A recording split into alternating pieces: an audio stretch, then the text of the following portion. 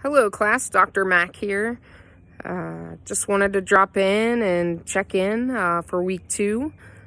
This week we will be learning about identifying funders. And I was sitting here reflecting on my experience with identifying funders. And I have worked for huge nonprofits that have national chapters. And I've also started my own nonprofits that were smaller. Had sometimes volunteer staff in the beginning and just a few paid staff. And so when I think about identifying funders, it definitely it definitely differs greatly. One of the things I can think of is, for example, in order when I started a nonprofit, I really had to initially build my credibility. So initially I had a fiscal sponsor, which is a nonprofit that's already established.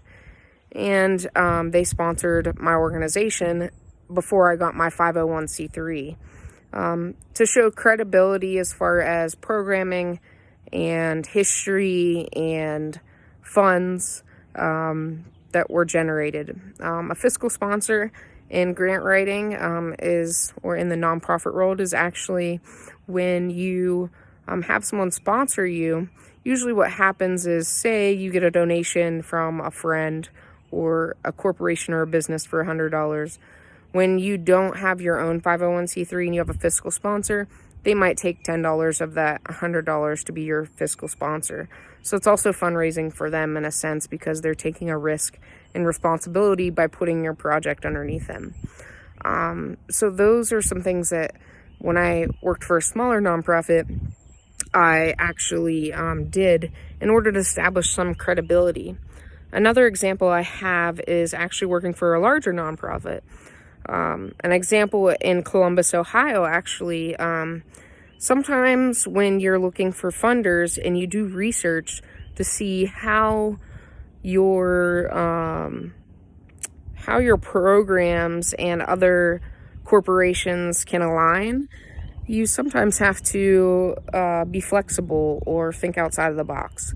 For example, Columbus, Ohio houses Honda, the car company, which is a huge organization that gives back to the community.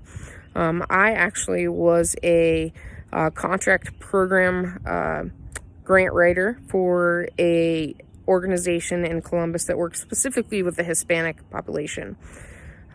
They wanted to work with Honda, and Honda wanted to work with the Hispanic organization, but didn't know how they would align.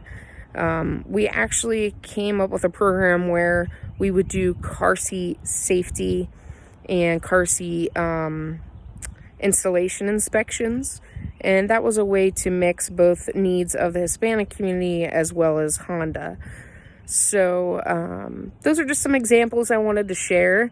I hope that everything's going well for week 2. If you have any questions, feel free to reach out to me. I'm pretty responsive on email. I'm just getting over a pretty bad cold, as you can see.